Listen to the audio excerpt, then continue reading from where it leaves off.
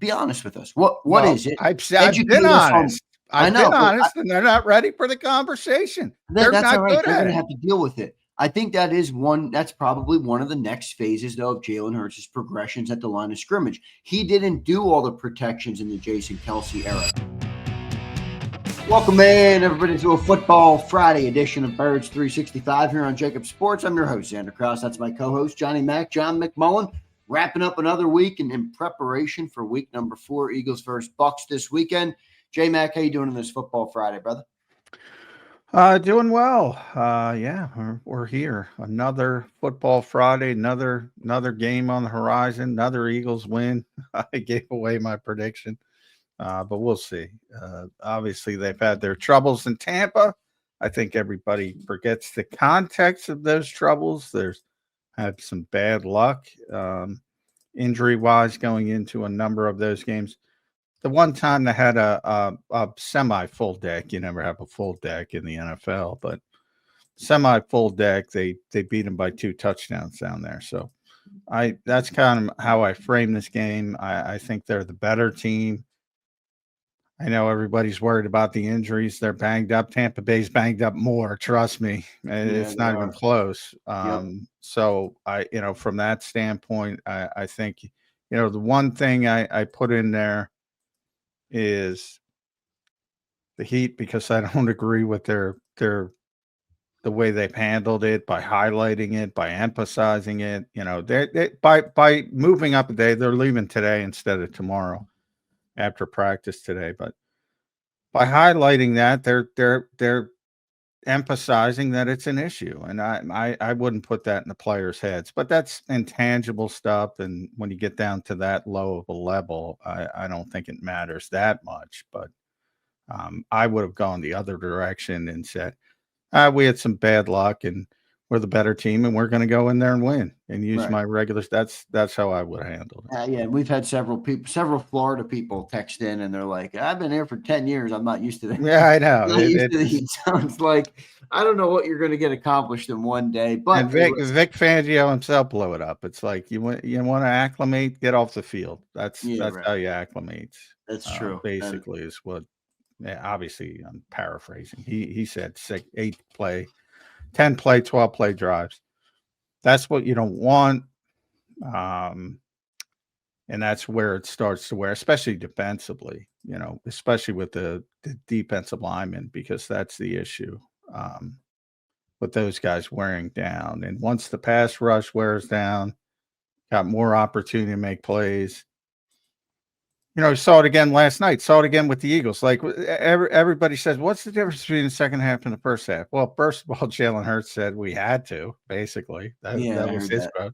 I knew you were going to like that comment. Well, it's true. Well, it went in line with what you were saying. I think a lot of people, if you watch last night's game, like, how do you explain it? Seattle's dominating defensively. It's 20-6. It looked like Arizona couldn't do anything, and then it's touchdown at the end of the game. Yeah. And they tie the game, and they have a shitty kickoff, and Seattle wins it with a field goal at the buzzer. But they should have got out of there with an easy win, but they didn't. There's the same thing with tempo, Heat. Defensive football, modern defensive football is a rotational game when it comes to the front. There's a few guys, and we talk about them, that play all the time, but you never have 4. You never have 4 guys who can play relentlessly. I always compare it to the NBA. You got guys who can play 48 minutes, and if you had another game, you could play 48. They could play 48 minutes again. They're so well conditioned. But you never have 5 of those guys. It's the same thing with the pass rush. So the more you're on the field, and that's why teams go tempo so they can't substitute. And all of a sudden the pass rush starts to wither a little bit. But you can't, you also can't use that for 60 minutes, because you're going to wear out your own guys. And then, and Philadelphia should know this better than most, because a lot of these fans went through the Chip Kelly era. So when it's clicking, woo, it looks good. And when it's not clicking, then your defense is right back on the field after 30 seconds of three. There's a lot of bad to it as well. So that's why you can't just say, oh, go tempo all the time. It just doesn't work. Yeah. No, I agree with you. No doubt about it. John, 5 times they've faced off against the Bucs since 2021. They're 1-4 in those games. Obviously, the one team, but I'm not buying into it. I'm not going to lie to you. I mean, I get it. At the same time, I also see, Celia was saying yesterday, I don't want to hear the excuse that you guys were hurt. Hey, welcome to the NFL. Everybody's hurt, and I get that too. So I understand that part of it. But I think the Eagles are well positioned. I always, it's not an excuse because they lost. You take advantage. Like Tampa Bay's banged up this week, as I just explained. They lose the game. It's not an excuse, but it is one of the reasons. Right. It is an explanation of what happened. Now, there's also the 2021. That was Tom Brady was still there. That was the Bucs were better in 2021, and the Eagles were just sort of starting this thing. They were in the the early periods of what they have become. So I mean, there's individual 2021 Tampa was better. I mean, they dominated. Nothing to do. There were some injuries. There was that weird Josh Sweat situation where he had that serious health issue where a blood vessel burst and he couldn't play at the end of the game. We're like, what's going on with Josh? It was a very serious situation, and that happened right before the game, the day of the game. So there was some stuff, but Tampa was just better. Yeah, 21 they were just better. 23 was obviously the collapse year. And they had a ton of injuries. AJ got hurt in week 17 against the Giants. Reed Blankenship got hurt. They had to play Avonte Maddox at safety. They also weren't playing well, so that factored into it. And then last year, the Eagles are going to lose. If AJ and Devontae and Lane Johnson weren't playing this week, I would switch my pick. They're going to lose. They're all going to play, including Lane. So, you could say it doesn't matter, and it doesn't matter from an excuse, but it is an explanation for when a team maybe doesn't play as well as you expect them to play. Yeah, no, that's why I say.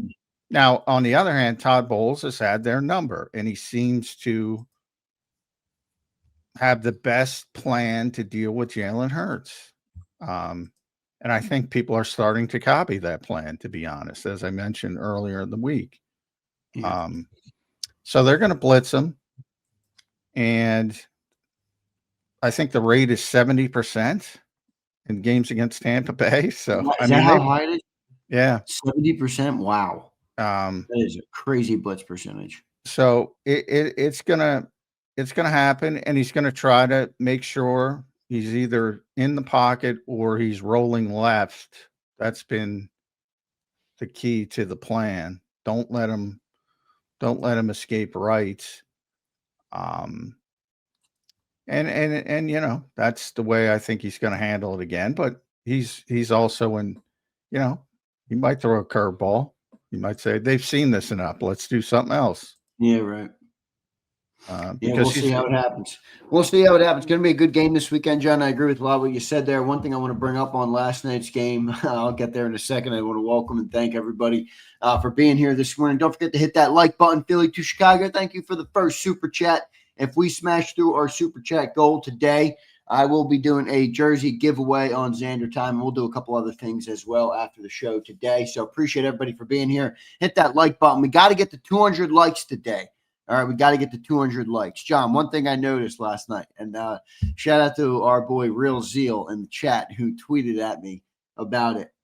Josh Sweat getting beat 30 yards downfield in coverage last night. I'm like, oh, man, that is Jonathan Gannon right there. 32 yards downfield. Josh Sweat got beat, but I thought that was I got a kick out of that a little bit. But he still had a good game. I think Josh Sweat. I know Yale says that he got called out in the broadcast. I, I thought he had a I, decent I game. don't know if these guys know this, but Jonathan runs Vic's scheme. I know he does. I mean, Vic does the same shit, man. I don't know though. I haven't seen Vic have a defensive end 32 yards downfield. Yeah, he has. You haven't been watching enough. He has, and he's been coaching for a long time. All this comes from Vic Fangio. I don't get that. Just like simply put, I don't get what you get out of your defense by doing that. I don't understand. Well, you're again, it's not designed to cover the guy down the 30 yards down the field. The presumption you're showing 4 to rush. You're replacing one rusher the quarterback thinks is coming with one who he thinks isn't coming, and the one drops into his responsibility. Now, you don't think that the flat defender, which is what Vic calls it, you don't think he's going to have to be in coverage for that long. So that's where I think the fans get discerned. Well, like they're saying, hey, Josh Sweat, go cover this guy for 5 seconds down the field. Sometimes it happens. And you're by the way, that's a great job by Josh Sweat on that. I know play. It was. He was right there. He's just got no ball skills that's a great freaking job by Josh. In other words, if you get that far into the play, though, you've probably already failed at what your goal was. Exactly. Coming in. Exactly. So that's frustrating me. Vic does the same shit. Yeah, I got you. Good stuff, though. What'd you think of that game last night? Two NFC teams there. Arizona. I don't think Arizona. I don't know. I know you're a Jonathan Gannon guy. I think he has them playing a little bit better, but they just, I don't know. Kyler Murray, I just don't like him, John. I think it's more of a personal thing for me. I like Sam Darnold, though, man. I think Sam Darnold's going to have a chance to have another good year. He's already having a good year. Are people people finally figuring out Sam Darnold can play? Well, the question was Sam. I got a lot of shit about Sam incoming Darnold. Our pumpkin comments, though. He's turned to a pumpkin too many times. People are idiots. I don't know what to tell you. The guy was top 5 MVP last year. But you have to, I mean, all quarterbacks, I always bring up, he's not the level that can make things happen on his own. He's got to be protected. He's got to have a good offensive line, but he's sort of like Jared Goff. Like, if you keep him clean, you're in trouble because he's tremendously accurate. He's probably one of the 4 or 5 most accurate quarterbacks in football. But, if you don't keep him clean, he's not going to make plays out of his where some other guys can do that. So it's kind of the framework of, but you've seen it with Patrick Mahomes now. Eagles fans haven't seen it with Jalen Hurts, but if they keep winning Super Bowls, they're probably going to Super Bowls. They're probably going to see it at one point. I think most people would default to Patrick Mahomes as one of the best quarterbacks they've ever seen, at least most people who aren't just blindly hateful of the Chiefs. And when he doesn't have protection, he doesn't look good. So, in a lot of ways, it's not. That is a commonality between every quarterback, no matter how talented they are. So, but he can throw the football. Sam can throw the football, and they're a better team than people think. I think because Mike McDonald's got that thing going on defense as well. Even though they, 20-6, game's over. They're playing great. They're swarming, and then urgency, get tired on the pass rush. Everybody's going fast. Touchdown. Happens all over the league all the time. Yep, no doubt. Johnny Mac, let's dive into this Eagles versus Bucs game. We'll get to some key matchups in here. Hit that like button, everybody. We appreciate you guys being here. Starting, John, with the number one thing I think in this game, at least from my perspective, is the Bucs offensive line is just depleted, man. It just is. Yeah. They're missing a lot of guys in this game. last week, John, they put their center at left tackle. How about that? I mean, Rob Motti said that yesterday, and I was Yeah. like, huh? Imagine Cam Jurgens playing left tackle. Now Graham Barton's a little bit more positioned to be able to do it there, but still, it shows you, what they're trying to Yeah, do. he's a good player, by the way. Graham He is. Barton, He's a great player. to be able to do that. Yeah, but he's got, obviously, there's certain guys who are obviously versatile. He's got a lot of coming out. A lot of people. Where's he going to play? Because he could play a lot of different positions. I always go back to Zach Martin because Zach Martin, I believe, would have been a Hall of Famer at all 5 positions. Wherever you played him, he could have played. And that's rare. But and I don't want to compare him to Zach Martin, but Graham Barton's he's an interesting player because he's a 6'5" center, so he's more like Landon. And yeah, you could have played him at guard, you could play him at tackle, and he'd be a good player. Yeah, no doubt. So they're missing their right tackle and their right guard coming into the game. It would be Luke Gedeke at their right tackle, Cody Mosher, I don't know how to pronounce his name, at right guard. And then instead it's going to be Luke Haggard at right guard and Charlie Heck at right tackle. So we'll see. I mean, And Charlie Heck is questionable. He's been on the injury report. Oh, is he too. questionable?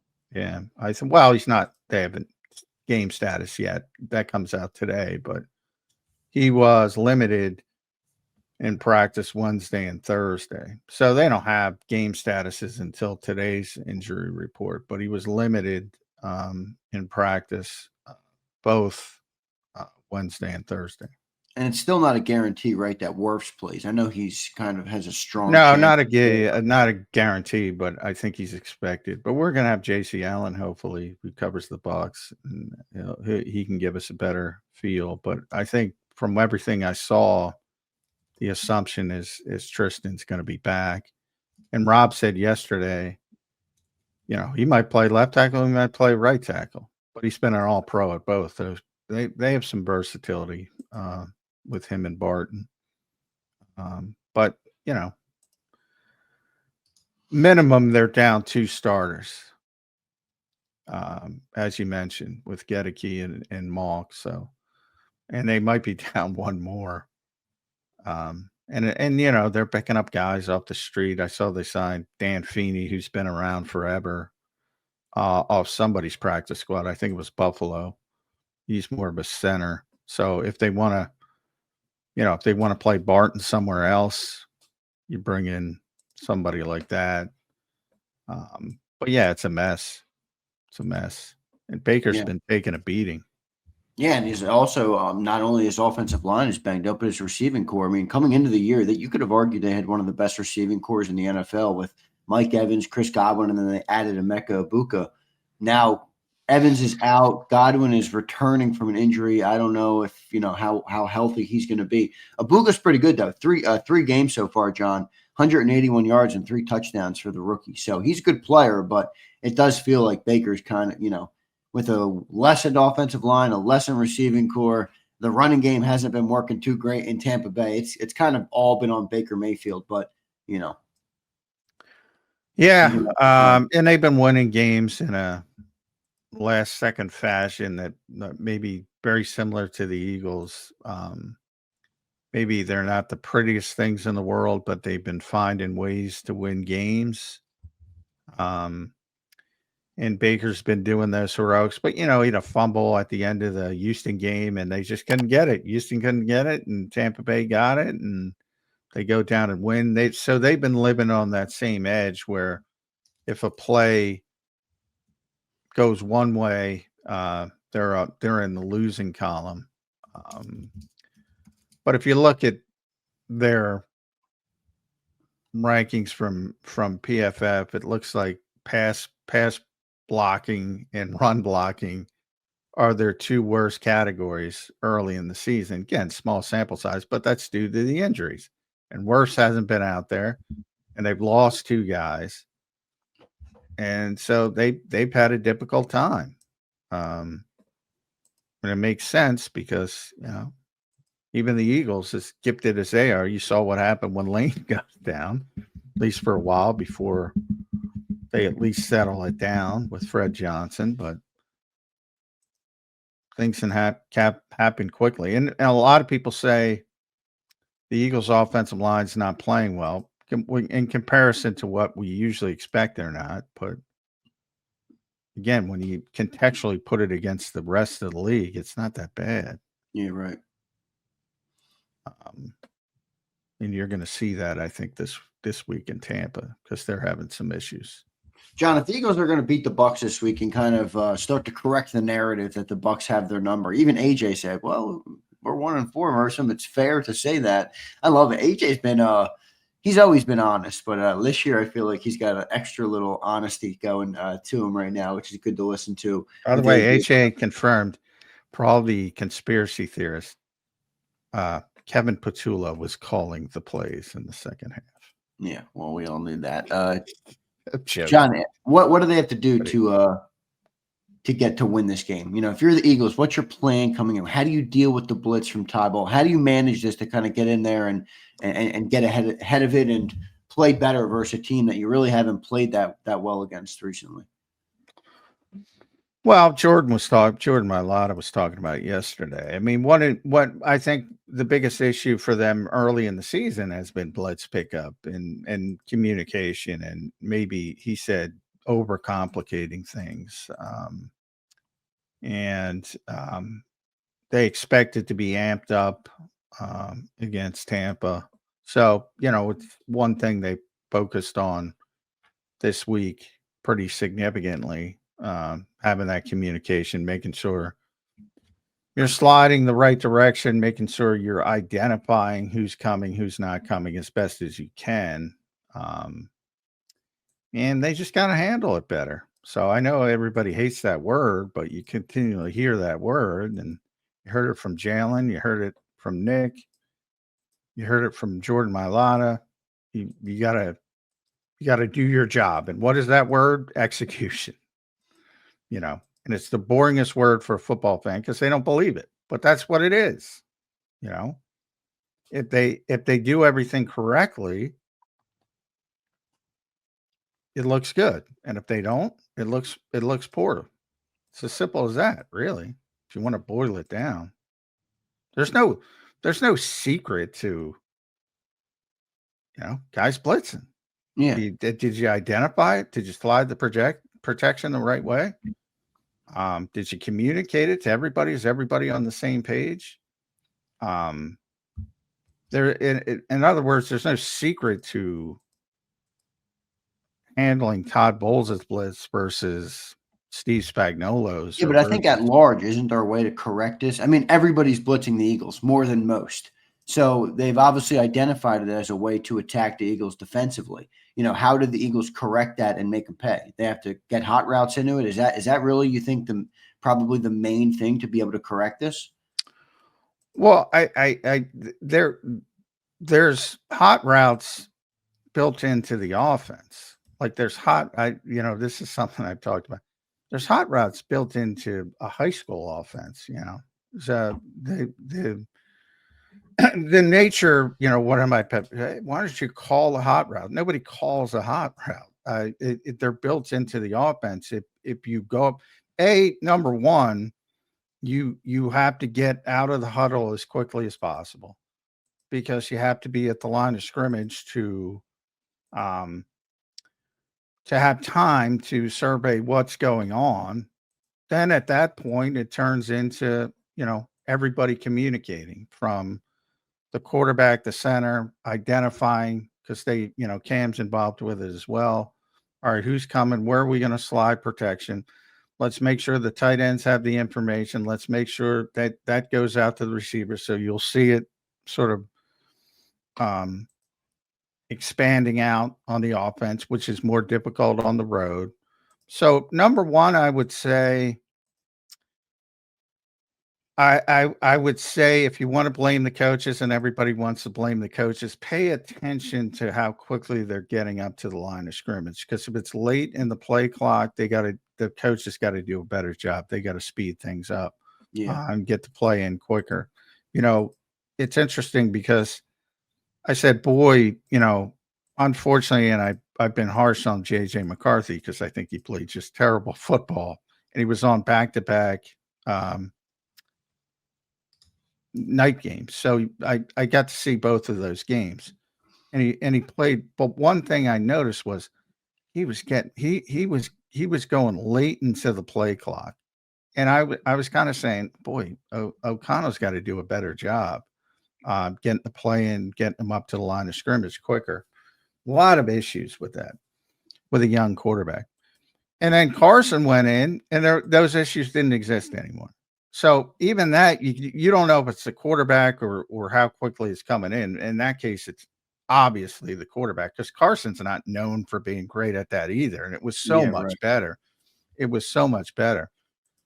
So you don't know it, but if they're getting up to the line of scrimmage late in the play clock, it's not a good thing against Todd Bowles. You want to get up there as early as possible, make a decision, and see what's going on. And then, but as far as the hot route thing, which I know everybody, but they're just not good at it. They're just not good at it. They're trying. But that is on the quarterback. I know you keep saying fans aren't ready for this conversation, which I don't like.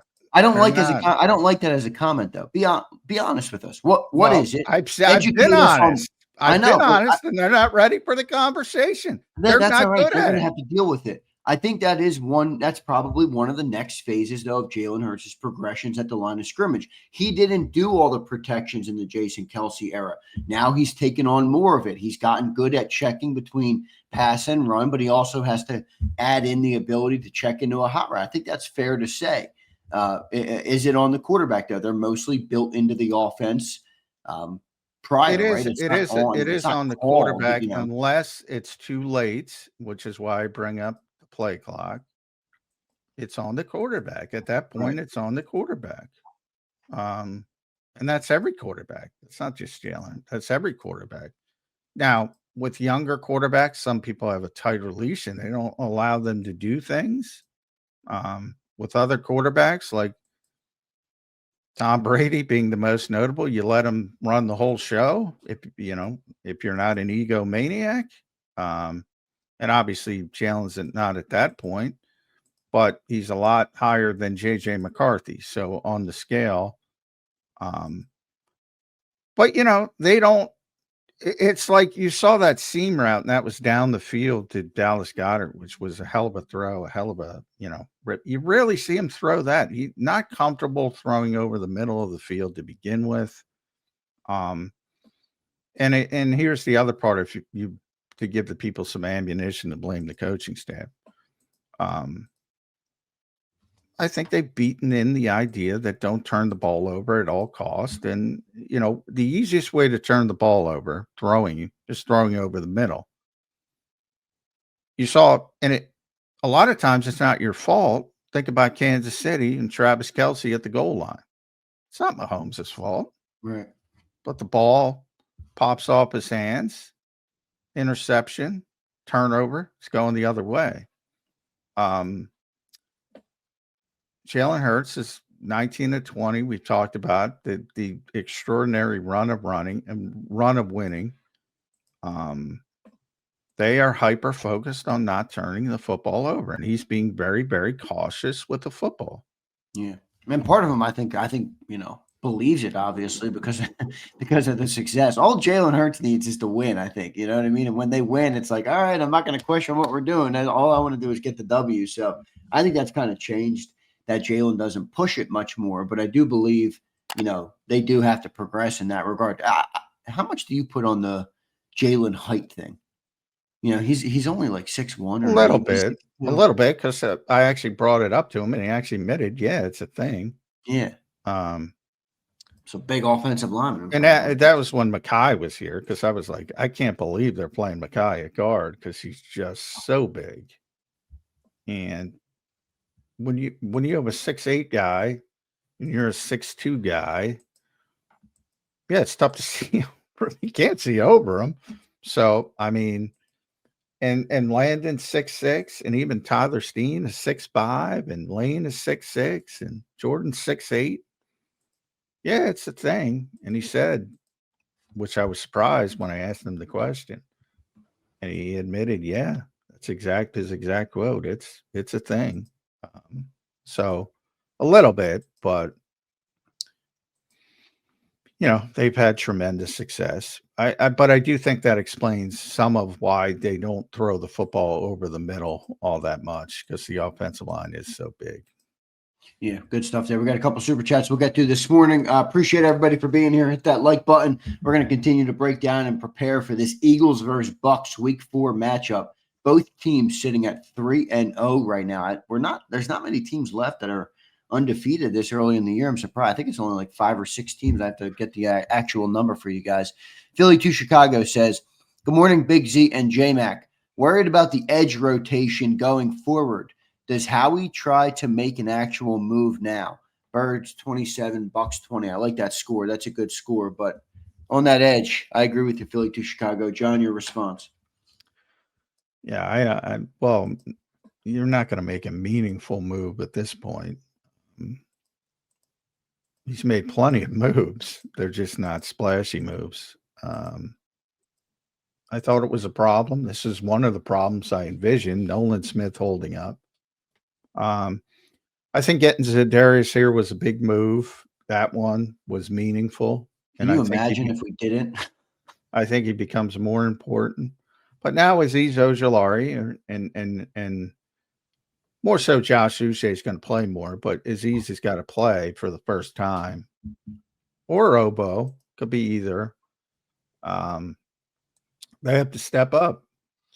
And, Jalen Hunt's got to keep getting better and better. Refine that pass rush.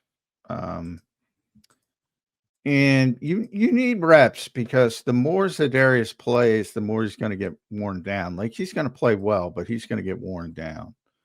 And you want to keep him in that 30 rep sort of realm. Well, he's not going to be there this week. And just pass rush. Well, I don't think they're going to. I think they're going to do it purposefully because he came in so late. I think they're going to get, but then as he gets more, especially in Tampa with the heat as well. But I think later in this run without Nolan, you're going to see him up at 50 in other games. Right. Or something like that. And you don't think this week, though? No, not in that heat. Not. So all right, so when Zadarius Smith is on the bench, who are we looking at? Jalen Hunt and Josh Uche? Yeah, Uche. Jalen is going to play. Jalen is the one who's going to play a lot. Josh is going to get up to probably in the 30s, and Azeez has probably in the 20s. I keep saying Azeez. It might be Obo. Obo probably can play a little bit more, but he's more of a, I would say, well-rounded guy. If you want to pass rush, I'd go Azeez. So he might, it's an issue. Well, I'm not going to, but I've been saying. Uche's, as Dang says in the chat, Uche's been pretty good. He's been graded out really well, but he's undersized. So you got Jalix and Uche out there who are two really small edge rushers. It's going to be tough to set the edge that way. I mean, it's not just about Nolan Smith proves that. It's not just about size. Yeah, Jalix is pretty good about it, as you mentioned. Yeah, Jalix is actually a better run defender than a pass rusher, which I think surprises people. Certainly in Vic's mind, he's a better run defender. I don't think, I'm not too concerned about that. That's another thing I was thinking about the whole way, because people are like, the Eagles play poorly against the run. It's like Vic plays like the rest of the league. Like I always say, nobody wants to play like the Eagles offensively. Nobody wants to play like the Eagles offensively. So Vic plays defense. He doesn't play defense to stop the Eagles. He plays defense to stop everybody else. So he's not worried about the running game until the running game becomes a problem. And by that, I don't mean 90 yards. I mean Saquon 2024 level. Like if you're giving up 150, 160, then he's got a problem with it. Then he'll drop down the extra defender. But the whole point of his defensive scheme, which so many people has copied, is the extra guys in pass coverage. Helping out on the back end. That's The the Rams whole did point have of it. 160 last week. I do agree with you, but No, the Rams I did. meant one Yeah. guy. I mean one guy. But the point is, he's willing to give it up Right. if it's those increments. 5 yards, 6 yards, 7 yards. It's not the first thing his defense is trying to do. No. When you have last year, that's the rare instance where you're great against the run and you're great against the pass. Well, which is what made last year's defense so special, though. Well, I wouldn't go that far, because if you ask Vic, he'll say, like every defense. If you ask every defensive coordinator, well, we got to stop the run first, because they want to get everybody in obvious pass situations. So it's not like he doesn't want to stop the run, but he wants to stop the run with a 4-man front, if at all possible. If at all possible. And he was able to do that.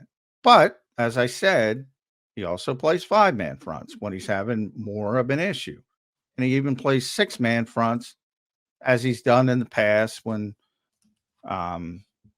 and he did it last year against the Saints, when the Saints got up to that great start, and he was actually worried about stopping the run. So he changes. But if things are clicking like they were last year, and they were able to stop the run with 4, that's the perfect scenario. And that's why they had the number 1 defense and the dominant. But how many times have I said it? Last year, the Eagles defense was better than the Eagles offense by every objectionable measure. Number 1 defense, dominant in the Super Bowl all the way, controlled the Super Bowl. The Eagles defense was the better unit. But I have also said they couldn't match up with the Eagles offense if the Eagles offense was clicking, because the Eagles offense would just bully the shit out of them. Right. And just last year's, not this year's. And just run the football down their throats, or force them to come out of what they were doing against everybody else. But the larger point, if everybody's following, is Vic's not trying to stop the Eagles. He's trying to stop everybody else, which highlights what I've been telling you. Nobody plays the way the Eagles play. Yeah, with the exception of a little bit Baltimore. Good stuff, Philly to Chicago. Appreciate the super chat. ZZZ. What's up, brother? Appreciate this. I like this guy's name. I don't know what it means. I guess it just means snoozing. If we get more of a balance going, or get Saquon back to form, we could very well be 8-0 before the bye, before we even possibly look at a loss. Well, if you get through Tampa, you're going to start thinking about that. But John will say you got to take it a game at a time. Nick would he can't think that way. Don't worry about Sunday. Yeah, well, ZZ's not Nick. He can think about whatever hell he wants. No, he can, but I'm just saying, you can't force other people. Like, I don't, because it's not just the Eagles, because every NFL team approaches it the same way. Some of them do it poorly, some of them do it well. They're not saying, oh, if we win this game, we're going to be 8-0. Who's hurt in those 4 weeks? Right. Yeah, but to his point, though, again, I know we don't like to do this, but Bucs this weekend, you get through that, then you have Broncos, Giants, Vikings, Giants. So Vikings are a good team, but I don't know, maybe some questions there about the quarterback. Well, Wentz, he played good last week. Did you see any of the Wentz game last week? Did you catch up on any? Yeah, I watched it because I wanted to see Carson. Yeah, I rewatched all that. He didn't play that well, but he played a lot better. It was really a defense. I thought he played all right. I don't think he made any bad reads. Well, he didn't make mistakes. He still has that zing on the football, man. Yep, he still holds on to the ball too much. And that he's susceptible to get fumbled. And I'm sure, I think they're playing Pittsburgh and Dublin. And sacks. He takes bad sacks.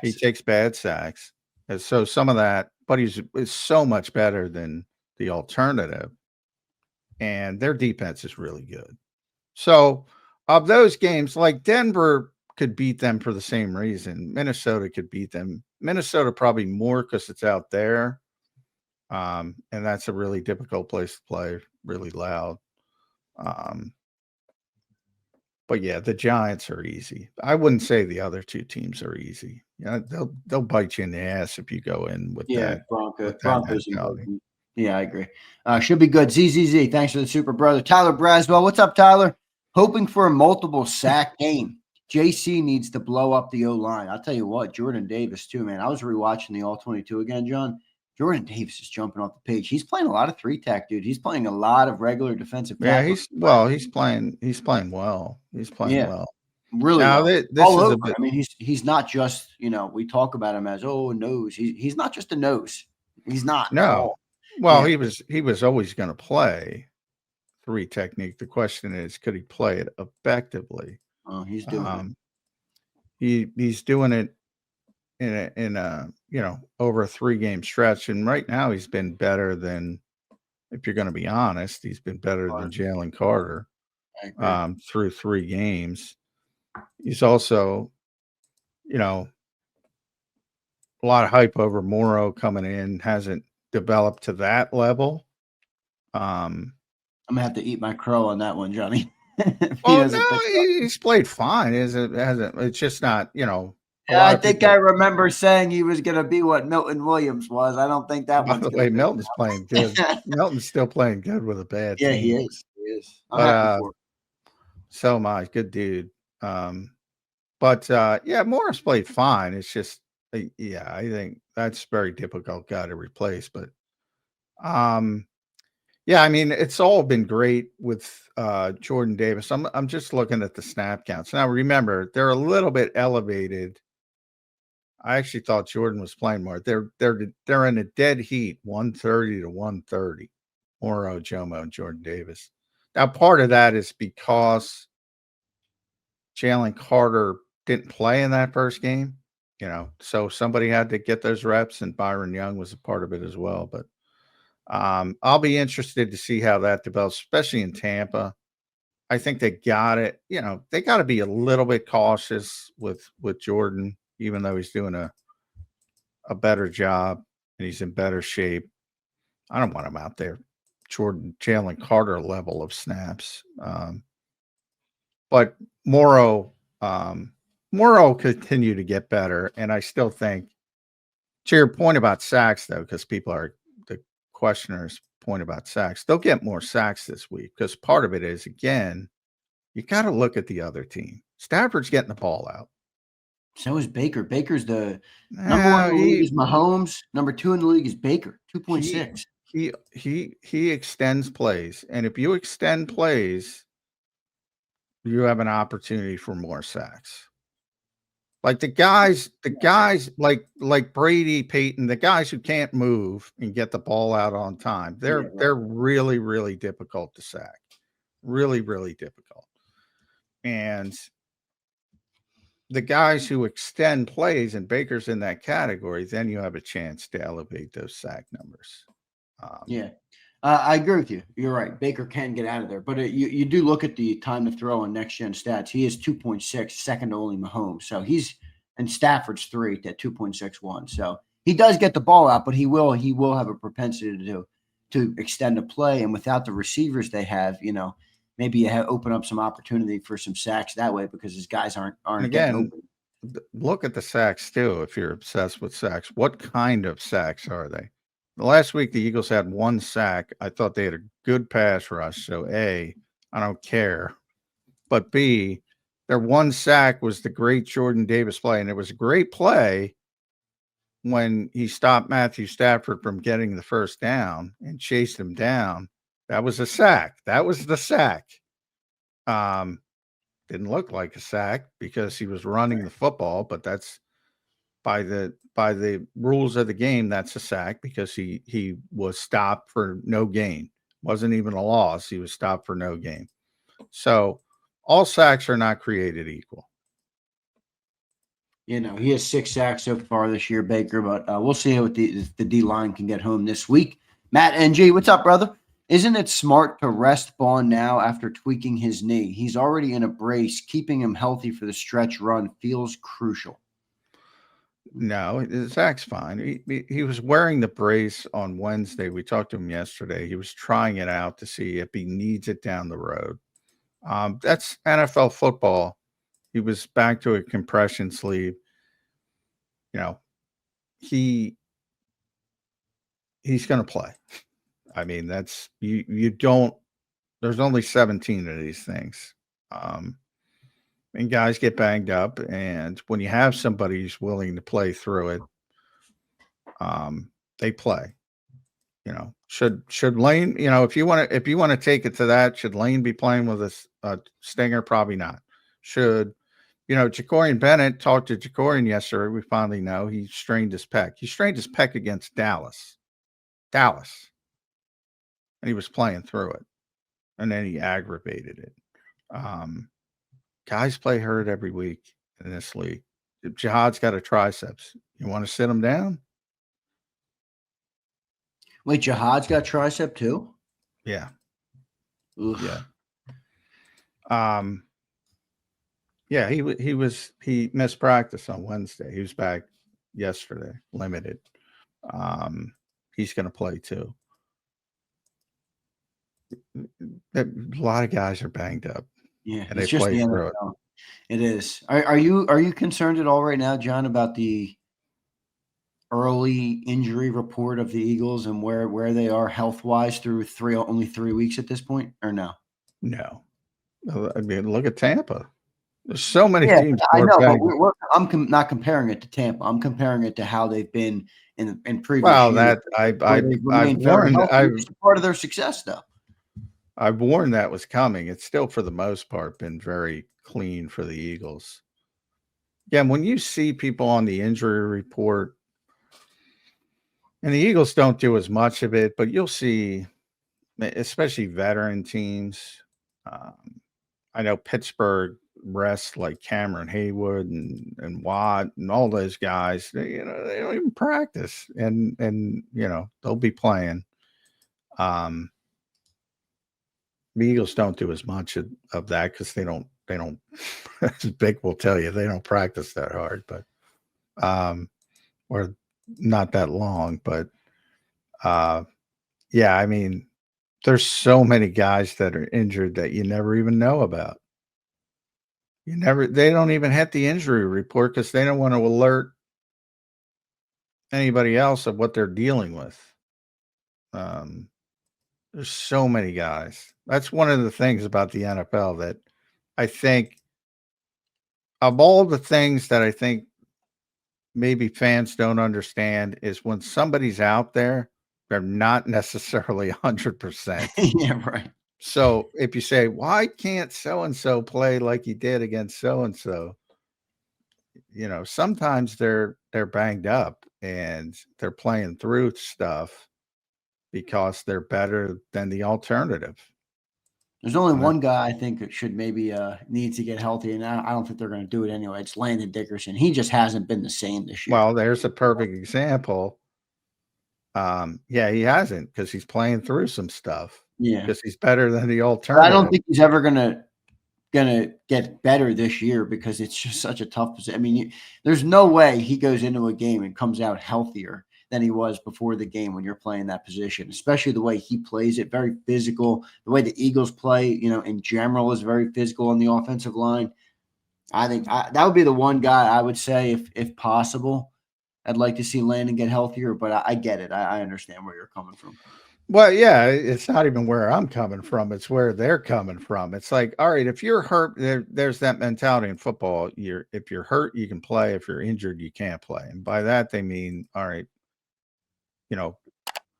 either you're not capable of playing because you had surgery, or you need surgery, or it's a pain threshold thing.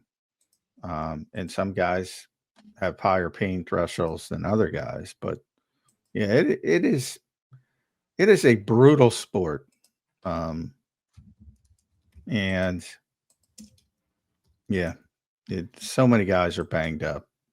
I always say, watch quarterback on Netflix, see some of those guys and what they go through just to play in a game. And they're never on the injury report.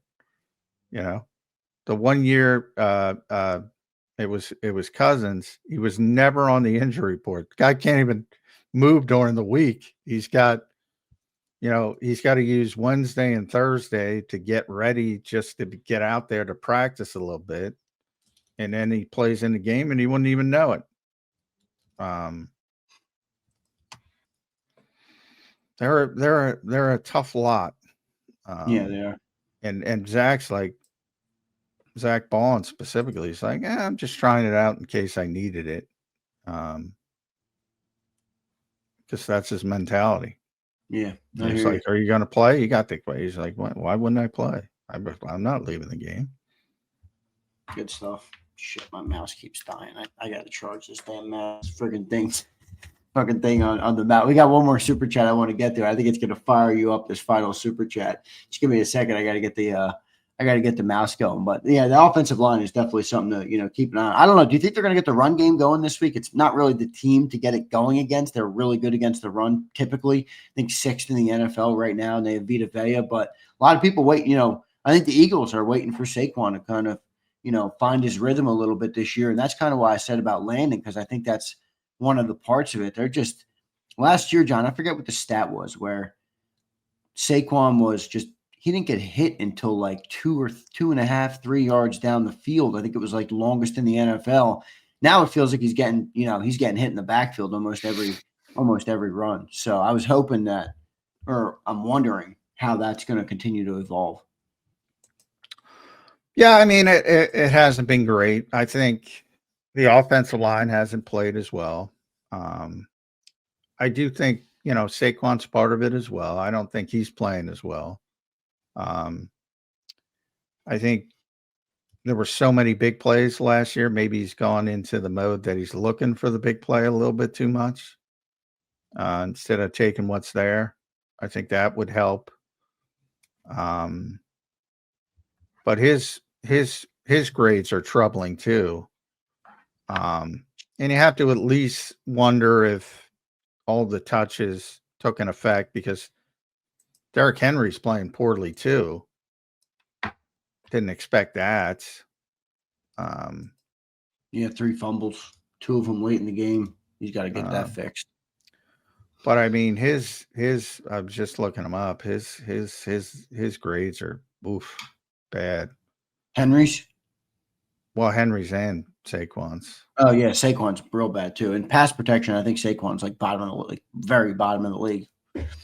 Yeah, he's been an issue in blitz pickup, but I think it's funny. He's usually, there aren't a lot of great blitz pickup running backs in the NFL, and he's usually been well above average, I would say. But he's been below average. But there's still like a shitload of backs worse than him. Yeah. Even with his poor grade. His running grade troubles me, because I think it's tied to that mentality. I think he's trying to look for the big play a little bit too much. Yeah, he might be. Let's go one more super chat here. Real Zeal checks in. What idiot drops Josh Sweat into coverage to get beat for 30+ yards? Gannon. Yeah, I don't know what that. I already talked about that. I don't think you understand what's going on. No offense, Real Zeal, but the Eagles do it all the time. Jonathan Gannon copied Vic Fangio, and now Nick Rollis, who, by the way, Nick's getting a lot of pub. Good for him. He's a good dude. He's the Eagles linebackers coach. Everybody think he's going to be a future head coach now, which is interesting, but we'll see how that works out. But they run Vic's scheme, man. Vic is the king of the flat defender.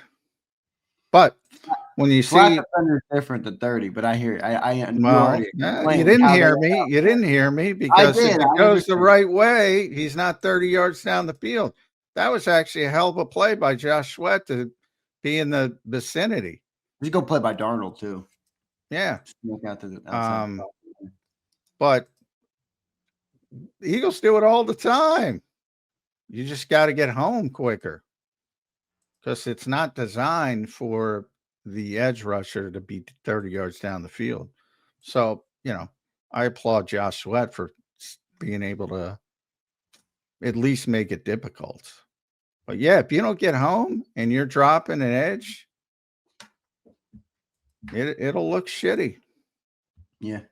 No, it will. How do you think Gannon's done over there with that team? Yeah, I think that, shouldn't be a surprise. They have a pretty good defense. I think they're in a tough division. That's a good division. They're all good teams. So I think he's up against it from that standpoint. I think they're probably the worst team in that division, but I think they're a good team. I think they were, what were they, 2-1 going into that game? So they're 2-2.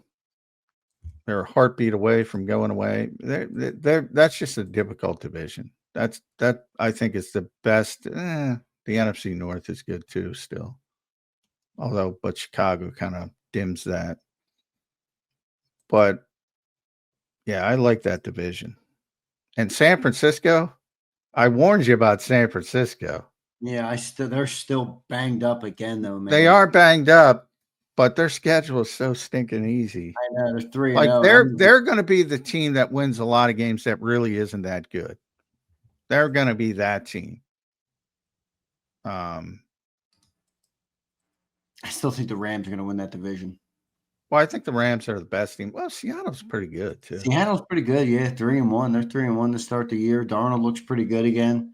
I'd rather at this stage, if you protect him, boy, Sam Darnold, man, he can throw the football. You love Sammy Darnold. You loved him last year too. Well, I predicted. I thought his year with Kyle Shanahan would help him. You see what Kyle Shanahan did with Mac Jones. So I had no idea, but I thought, boy, I'd like to see Sam Darnold because not only is he got a year to work with Kyle, but then he was going to work with O'Connell. And I said, just keep an eye on that. Now, I didn't expect that they'd win 14 games. I just thought he had a chance to turn it around, and he did. And now he's doing it with the Seahawks, and the Seahawks, for those who don't know, hired Clint Kubiak to be the offensive coordinator, who is a Shanahan, O'Connell type guy, runs the same offense, same type of a lot of play action. So, yeah, they're set up as long as they can pass protect, which hasn't been a strength of Seattle, but they look better. I haven't seen a lot of them, but I saw them last night. They have a better offensive line than they typically do.